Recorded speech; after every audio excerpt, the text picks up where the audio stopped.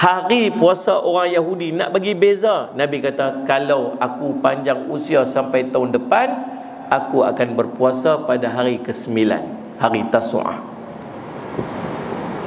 Tapi Nabi SAW wafat sebelum masuk tahun tersebut, maka kita disunatkan untuk puasa 2 hari, hari ke-9 dan hari ke-10. Rasa-rasa rajin tak? Tak bunyi langsung. Bunda, bunda ni. Ni kita semangat pilah dulu Ustaz. InsyaAllah Ustaz, buat tak tahu lagi. Ni balik tidak. Ni sampai tak bunyi terus ni. Terus sungguh lah. Tapi tang puasa ni memang boleh kat muslimat. Orang perempuan rajin puasa tuan-tuan. Dia pun rajin puasa sungguh. Hampa, sopa aku lah. Memang tak boleh harap. Nak puasa 10 hari. Hari ke-10 tu. Abang, kita puasa Asyura nah. InsyaAllah. InsyaAllah pun macam nak qalu inna lillah. Nampak? Betul-betul cari pasal. Itulah abang nampak gaya macam mesyuarat hari tu ni. Habis mesyuarat buat tak boleh puasa. Itulah karipap tu siapa nak makan. Dia kira karipap. Masalah. Nak puasa 2 hari straight? Tak tahulah Ustaz. Tak apalah, puasa hari 10 cukup. Kalau boleh puasa hari ke-9 dan hari ke-10. Buatlah sikit insyaAllah. Itu di antara keistimewaan dia. Dan pertama, kita banyakkan puasa. Yang kedua, kita banyakkan ibadat-ibadat sunat kita yang lain. Rajin pergi semayang berjemaah, semayang sunat qabliyah ba'diyah, semayang tahajud, qiyamul lail, semayang witir. Bagi banyak pasal bulan haram. Yang ketiganya, perbanyakkan sedekah.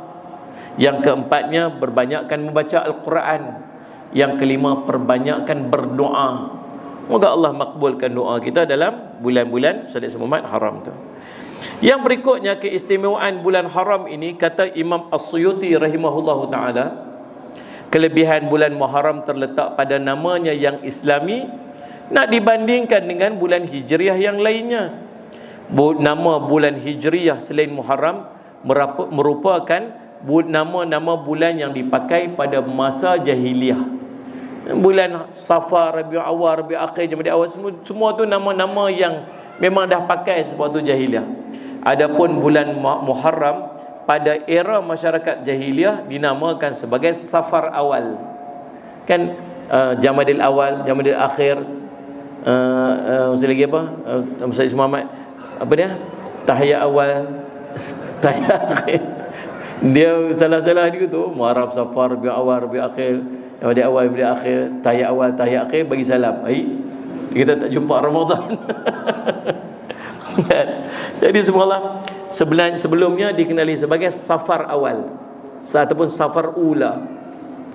Yang kedua dipanggil Safar Sani, Safar yang kedua. Tapi bulan Muharram itu sallallahu alaihi Muhammad ditukar kepada bulan Muharram. Muhammad. Ketika Islam datang, Allah menyebut Safar Awal itu dengan bulan Muharram yang dinisbatkan kepada asma'nya. Sebab itulah bulan Muharram juga disebut sebagai Syahrullah, bulan Allah.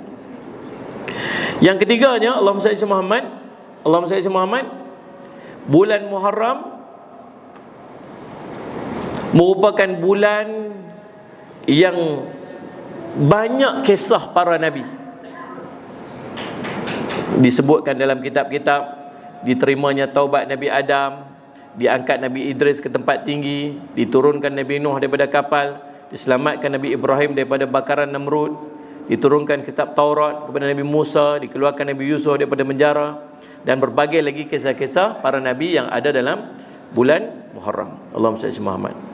Dan subhanallah tuan-tuan, subhanallah, dan puasa yang terbaik selain daripada bulan Ramadan ialah puasa dalam bulan Muharram. Nabi SAW sebut, Allahumma salli ala Muhammad, afdalus siyam ba'da Ramadan syahrullah al-Muharram, wa afdalus salati ba'da al-fariḍah salatul lail.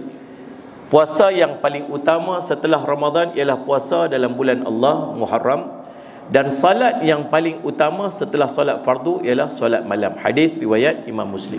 Itulah di antara kelebihan-kelebihan yang ada dalam bulan Muharram. Kita ambil 2 benda yang kita belajar pada malam ni. Yang pertamanya, asal usul daripada peristiwa terciptanya kalender Islam ini kita dah belajar, kita dah bincang banyak tadi ni, berlaku pada zaman Nabi, zaman Sayyidina Umar radhiyallahu anhu tahun ke-17 Hijrah, macam mana akhirnya diputuskan untuk memilih kisah hijrah dan apa sebab-sebab dia. Kemudian kita bincang pula macam mana dipilih pula bulan Muharram sebagai permulaan kepada kalender Islam. Ada 3 poin yang saya sebutkan tadi ni. Nah, kemudian Ustaz Muhammad kita bincang juga tentang keistimewaan yang ada dalam bulan Muharram. Mudah-mudahan insya-Allah bulan Muharram ini jadi bulan yang kita berazam untuk jadi lebih baik. Azam ni boleh buat bila-bila masa. Tapi biasanya azam ini kita akan kaitkan dengan sesuatu. Aku lepas kahwin nanti ni aku nak jadi orang lagu tu. Contohlah kan. Aku lepas aku dapat kerja ni aku nak buat macam tu. Biasanya kita ada base sesuatu untuk kita nak ubah ataupun kita nak buat sesuatu. Maka tuan-tuan, kita jadikan bulan Muharram ini sebagai base kita untuk kita berubah jadi lebih baik. Tuan-tuan yang biasa dengan solat tahajud, mungkin tuan-tuan nak tambah sikit lagi solat-solat yang lain pada waktu qiyamul lail kita. Tapi tuan-tuan yang masih belum dengan solat tahajud, mungkin boleh start dengan 2 rakaat tahun ni. Tuan-tuan boleh start dengan puasa sunat mungkin 3 hari sebulan. Kalau tak biasa 3 hari, mungkin memadai kita mulakan sehari saja sebulan. Setiap bulan nak bagi dapat istiqamah sehari puasa. Tuan-tuan yang tak baca Quran lagi, mungkin nak istiqamah lepas ni kita nak baca 2 muka surat Quran. Tuan-tuan yang dah baca 2 muka surat dah, mungkin boleh pergi kepada 4 muka surat, 8 muka surat sebagai contohnya.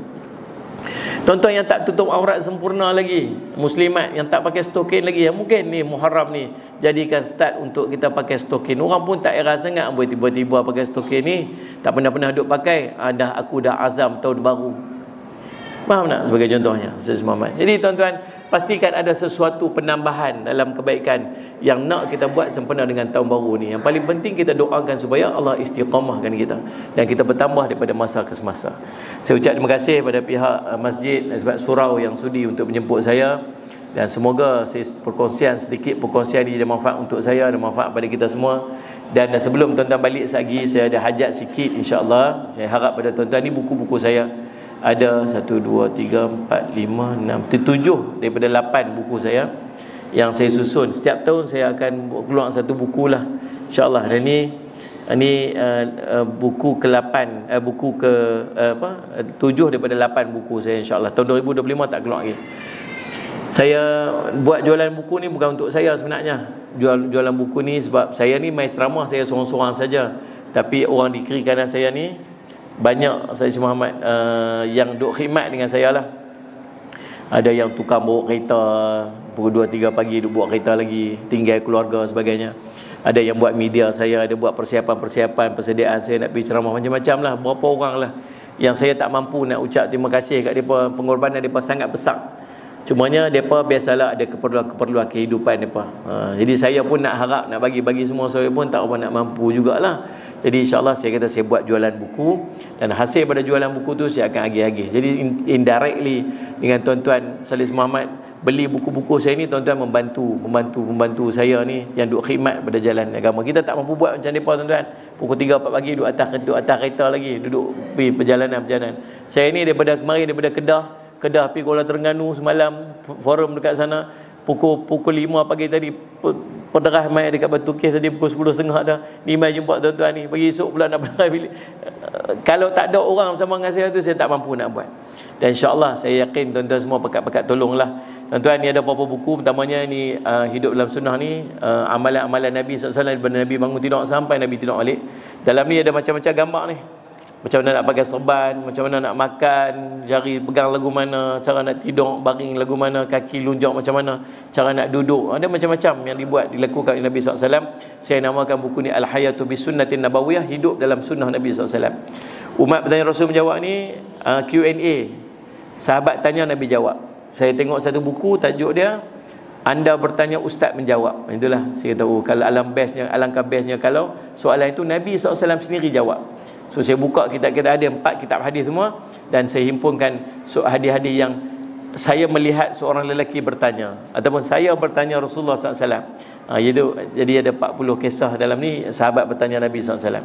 Yang ni antara buku favourite saya. Allah tak tinggalkan kita. Dalam ni kisah-kisah orang-orang yang bertaubat daripada zaman Bani Israel dulu, macam-macam kisah.